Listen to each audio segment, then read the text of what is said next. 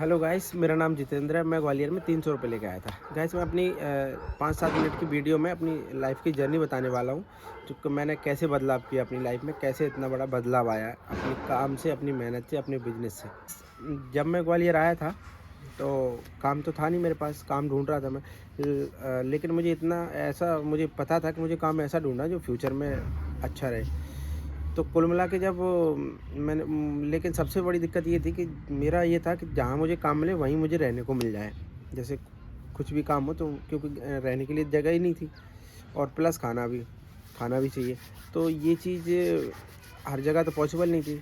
तो फिर मैंने जब बहुत दिन हो गए मुझे काम नहीं मिल पाया प्रॉपर, तो फिर क्या हुआ, मैं जेसीबी सीखने लग गया। फिर जब मैं जेसीबी सीख गया और 2-3 साल जेसीबी का जो काम रहा, लगभग 1.5 साल में मैं सीख गया था और 3 साल मैंने चलाई। तो जेसीबी की जो सैलरी से भाई कुछ नहीं होने वाला। क्या कोई भी वाहन हो अभी के टाइम पे, मैं ये मानता हूँ नॉर्मल था 15-20-30 हज़ार जिसमें सैलरी मिल रही है, तो उससे अपना खर्चा चल सकता है और अपना खा पी सकते हो अच्छा खाना बस। लेकिन आप सोचो कि हम कोई बड़ा से तरक्की कर लें या कार ले लें या गाड़ी ले लें या घर बनाने मकान, ऐसा कुछ नहीं होता। फिर ये चीज़ मेरे को चिंता होने लगी थी कि भाई खुद को फिर से अपडेट करना समय आ गया, क्योंकि ये 15-20 उस टाइम मिलती थी मुझे कितने 9,000 रुपये। ये 9,000 रुपये में तो कुछ नहीं होने वाला। तो भाई साहब फिर मैंने उसको जेसीबी छोड़ा। तो फिर मैंने, मेरे ताऊ जी के लड़का है भैया, वो ले गए मुझे अपनी कंपनी में, जहाँ के वो मतलब वो सुपरवाइज़र थे। तो उस कंपनी में क्या था, परसेंटेज बेसिस पर सैलरी मिलती थी। तो जितना आप अच्छा काम करोगे उतनी सैलरी। तो भाई साहब वैसे मैं जेसीबी छोड़ना नहीं चाह रहा था, क्योंकि यार थोड़ा पता नहीं था, क्योंकि फिर से स्टार्टिंग वहीं से होती थी कि अगर जॉब करोगे शुरू से तो फिर 3-4 हज़ार से फिर स्टार्ट होगी। जेसीबी में ऑलरेडी ऑपरेटर था तो 9,000 मिलते थे। फिर मैं गया अपना मार्जिन जोड़ के कि भाई मुझे यहाँ 300 मिल रहा है, मुझे वहाँ भी 300 मिल जाएंगे तो मैं वो करूँगा। तो फिर मैं गया वहाँ पे, तो पहले हफ्ते कभी 70, कभी 60, कभी 100, 150 तक अर्न किए, मतलब पर डे के। तो मैंने कहा यार ये तो जेसीबी का एवरेज हो नहीं रहा। फिर 2-4-6-8-10 दिन और निकले, फिर 300 तक हुए और 300 से भी पार होने लगे। फिर कुल मिला के ऐसे होने लगे कि 1,000 1200 तक का मार्जिन निकलने लगा पर डे। तो भाई साहब मैं बड़ा खुश, मैंने कहा यार ये बढ़िया रहा। लेकिन उसमें एक रीज़न ये था कि प्रोग्राम वो मेला था एक्चुअली में, मेले जो होते हैं ना trade fair, private trade fair, ये था। तो उसमें क्या होता था कि 15 दिन मेला लगेगा और 15 दिन नहीं लगेगा। तो ये भी समस्या थी, 15 दिन के बाद तुमको अपने घर जाने जाना है, 15 दिन बाद फिर कहीं दूसरी कंपनी दूसरी जगह मेला अपना शिफ्ट कर लेगी, फिर तुमको आ जाना है। तो ये दिक्कत होती थी। 15 दिन में जितना पैसा कमाने वाले कमा लेते थे अच्छा, जो पुराने बंदे थे जिनको अच्छे अच्छे आइटम दिए जाते थे, अच्छा बड़ा काम दिया जाता था, नए लड़कों को उतना नहीं मिलता था। फिर जैसे तैसे कुल मिला के एवरेज ऐसा रहा कि जेसीबी से तो लगभग 3-4 गुना अच्छा चलने लगा वहाँ पर काम। तो फिर उस काम पे ये था, बहुत बढ़िया चलता था। तो लगभग उस काम को मैं 3 साल किया। तो उसमें क्या था फिर कि कंपटीशन इतनी स्पीड से बढ़ा उसमें, क्योंकि जो लड़के जो थे हमारे, मेरा भाई ठेकेदारी था तो बहुत सारे लड़के ले जाता था, जितने लड़के मिल जाए उतना उसको कमीशन मिलता था कंपनी में, हर लड़के पे कमीशन। तो हमारे गांव के पूरे लड़के, विश्वास करो, जो बगैर पढ़े लिखे थे, कुछ तो पढ़े लिखे भी, पूरे के पूरे उसी में लग जाते थे। क्या हेलो फिर क्या हुआ गाइस, बहुत सारा कंपटीशन बढ़ गया उसमें, जो मार्जिन था सभी का धीरे धीरे कम होने लगा, कम कमाई होने लगी। फिर मैंने कहा समय आ गया, मतलब यार ऐसे तो ज़िंदगी नहीं बदलने वाली, मुझे घर भी बनाना है, प्लॉट भी लेना है, खुद की शादी भी करनी है, मतलब बहुत सी चिंता है, छोटा भाई भी है, जिम्मेदारी मेरे ऊपर ही है। तो मैंने कहा ये नहीं होने वाला, क्योंकि उस टाइम पर फिर मैंने, वो भाई भी मेरा उसी कंपनी में मैंने लगा लिया था। तो फिर क्या था, उस कंपनी में मैंने ये देखा कि एक पिज़्ज़ा की दुकान थी गाइस। तो वो मतलब मैं सोचता रहता था कि यार काय की दुकान लगाऊं, काय की, क्योंकि वो मेले में बहुत सारी दुकानें होती हैं, बहुत सारी हर आइटम की दुकानें होती हैं लगभग, पर आइटम बनाना भी आना चाहिए, ये भी समस्या थी। पर पिज़्ज़ा एक ऐसा आइटम निकला जिसको आसानी से बन जाता है। तो फिर क्या था कि वो एक दिन मैं ऐसे ही सोच रहा कि तो गौर करने लगा दुकानों पे। तो एक दिन क्या था, पिज़्ज़ा वाले पे मेरी ज़्यादा गौर चल रही थी। एक दिन संडे का दिन था और वो पिज़्ज़ा वाले की गाड़ी आई, बहुत सारा माल उसको देने। तो मैंने पूछा यार कि ये इतने सारे बिक जाएंगे? तो उसका लड़का बोला हाँ भैया पूरे बिक जाते हैं और पर डे माल आता। 2-4 बातें ऐसी हुई जो मैंने नोट करी, और फिर मैंने गौर भी करा कि पर डे गाड़ी आती है क्या। पर डे गाड़ी आती है, मैंने देखा यार बहुत सारा माल लगभग उस टाइम पे, और वो झांसी का मेला लगा हुआ था। झांसी में था वो, किले के पास लगता है। तो फिर मैंने उसका जो है अंदाज़ा लगाया, तो वो पर डे की जो सेल जा रही थी उसकी लगभग जा रही थी और उस टाइम अच्छी खासी 10 प्लस थी। तो पर डे 10,000 सेल आना और खर्चे अच्छे मेंटेन हटा के सारा कुछ बहुत बढ़िया। संडे शनिवार को अलग चीज़ हो जाती है, बेहतरीन बढ़ जाता है। तो मैंने कहा भाई अब पिज़्ज़ा का ही करना है, सोच लिया मैंने मोबाइल से फ़ोटो खींचे दुकान के बहुत सारे अंदर से। भाई साहब 2-3 दिन के अंदर पता लगाना स्टार्ट करा कि दूसरा मेला कहाँ लग रहा है, क्योंकि उस कंपनी में ऑलरेडी पिज़्ज़ा वाला है और मैं वहाँ लगा नहीं सकता। उसके अलावा मैं ऐसी जगह लगाना चाहता हूँ जहाँ मेरे संपर्क के जो लोग हैं वो ना हों, क्योंकि आपके दोस्त यार या जो भी आपस जहाँ आप हो या मिलने वाले हैं, वहाँ आप कुछ नया स्टार्ट करते हो तो थोड़ी दिक्कतें आती हैं। लोग या तो हंसेंगे या फिर डिमोटिवेट कर देंगे, कुछ भी हो सकता है कुल मिला के। तो मुझे मतलब चुपचाप काम करने में ज़्यादा मज़ा आता है, अभी भी चुपचाप करने में मज़ा आता है। जैसे यूट्यूब है तो मैंने किसी को बताया नहीं रखा कि मैं क्या कर रहा हूँ क्या नहीं कर रहा हूँ। जितनी चीज़ें गुप्त होती हैं भाई साहब उतना सक्सेस होने के रेट बहुत अच्छे रहते हैं और अंदर ही अंदर आपको बहुत कॉन्फिडेंट आता है कि हाँ मैं ये कर रहा हूँ ये हो जाएगा, तब पता चलेगा। और जब आप बता के कर देते हो कि मैं हाँ ये कर रहा हूँ ये कर रहा हूँ, तो आपके मन में एक डर ये हो जाता है यार ये मैं कर रहा हूँ, अगर ये नहीं हुआ तो फिर यार ये हंसेंगे। तो इसलिए बताओ ही मत, चुपचाप काम करो, कुछ भी कर रहे हो। तो फिर क्या हुआ, मैं जैसे तैसे सर्च करके पता चला लिया कि फरीदाबाद में मेला लगने वाला है सूरज कुंड का। तो गाइस सूरज कुंड का मेला 16 दिन का होता है। मैं वहाँ गया और अपना ATM ले गया और कुल मिला के पिज़्ज़ा की आधी अधूरी जानकारी लेके पहुँच गया।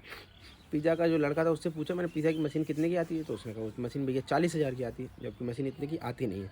मतलब वो ऐसा होता है, लोग बड़ा चढ़ा के बताते हैं। तो मैं तो 40,000 मशीन के लिए और चीज़ें अपनी जोड़ जाड़ के 1-आध लाख रुपए का सोच के भाई 1-आध लाख रुपए लग जाएंगे और लगा हुआ। मैंने कहा मैं वहाँ पहुँच गया सूरज कुंड। इत्तेफाक देखो क्या हुआ कि मैं सूरज कुंड पहुँचा और मैंने एडवांस दे दिया, दुकान की बात कर ली। तो मेरी दुकान रहेगी पिज़्ज़ा की और किसी की नहीं होती, ऐसा होता है, मोनोपोली होती है। तो फिर जब दुकान लगने की बारी आई, सडनली ऐसा हुआ कि जो हमारी जो कंपनी थी जिसमें मैं पहले काम कर रहा था वो कंपनी और वो कंपनी का टाई अप था। अब ये ऊपर लेवल की बात थी तो मुझे पता ही नहीं था। जिस दिन ओपनिंग हुई उससे पहले आइटम आ गए, झूले, आधे झूले इनके आधे झूले उनके, बड़ा मिला है तो वो दोनों किसके। फिर हमारे गाँव के लड़के और के सब रे वहीं पहुँच गए भाई साहब, सबको पता चल गया मैं दुकान लगा रहा हूँ। भाई साहब सब कुछ जो मेरे दोस्त थे वो तो कह रहे भाई कोई दिक्कत नहीं, बहुत बढ़िया किया तूने, हट के कर लिया, अच्छा है।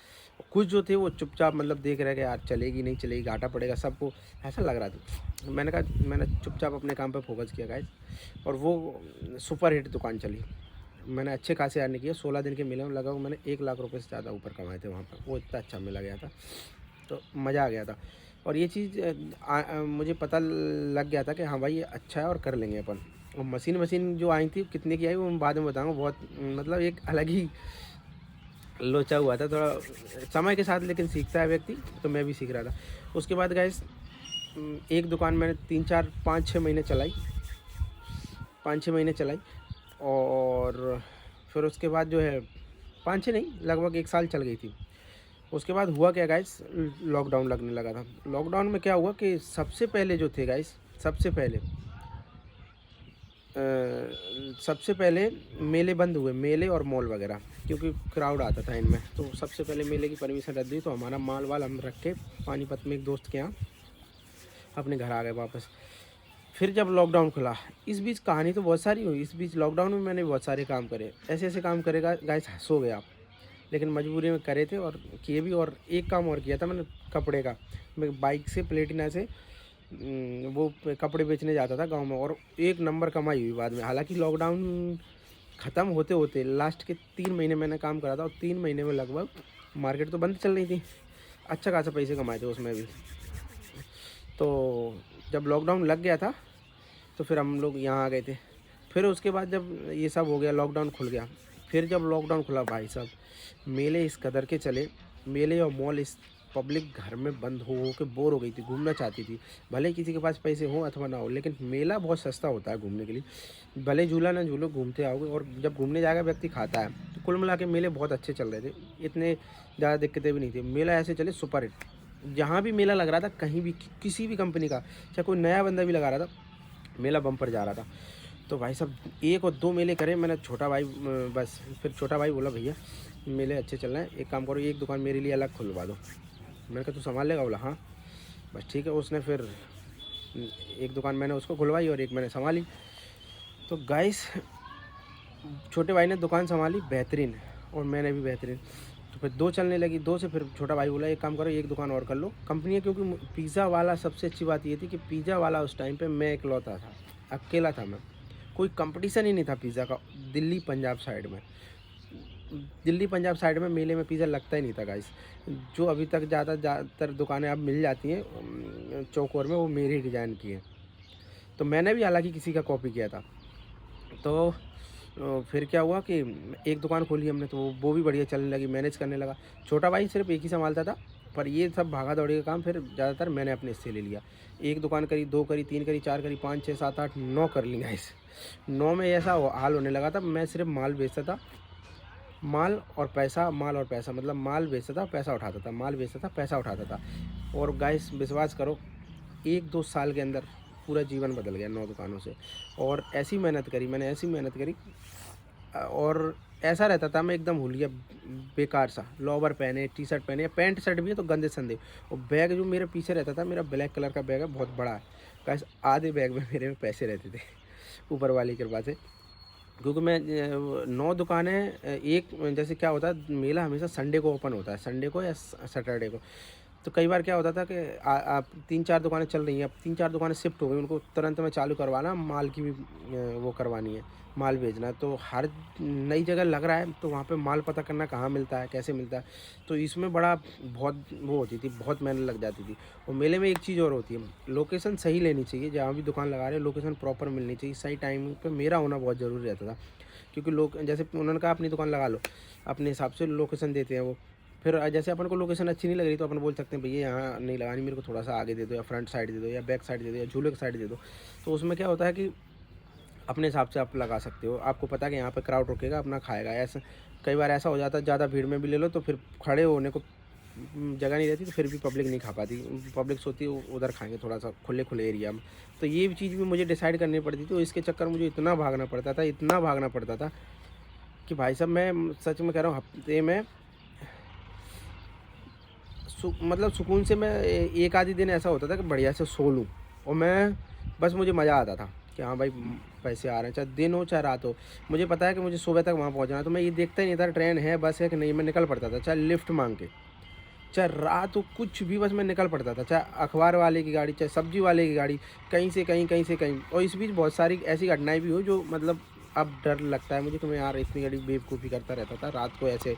लुधियाना, अमृतसर ऐसे शहर हैं, खास करके लुधियाना में एक बार मैं मतलब बाल बाल बच गया था, मेरे पास पैसे भी थे अच्छे खासे, पर जो हो गया, जैसे निकल गए वहाँ से, उसके बाद पता चला कि यहाँ पे ये सब हो सकता था मेरे साथ। खैर, और फिर उसके बाद गाइस ऊपर वाले की दया से आज सब कुछ अच्छा है। मेरे भाई की मेरी अच्छी लाइफ है, अच्छी फैमिली है, घर है, गाड़ी है। फिर मैंने जो है अभी साड़ियों की दुकान खोली है यहाँ पे ग्वालियर में, इससे पहले पिज़्ज़ा की भी खोली थी। और समय के साथ मतलब अपडेट होता रहता हूँ, और इस बीच घाटे वाटे भी लगे रहते हैं, घाटा भी होता है, ऐसा नहीं कि हमेशा प्रॉफिट, कई बार घाटा भी हुआ है। और मैं कैसे क्या क्या हो रहा है और क्या क्या हुआ है मैं बताऊँगा इस नेक्स्ट वीडियो में। मिलते हैं अपन, आज के लिए इतना ही। चैनल को सब्सक्राइब कर लो, मिलते हैं अपन नेक्स्ट वीडियो में।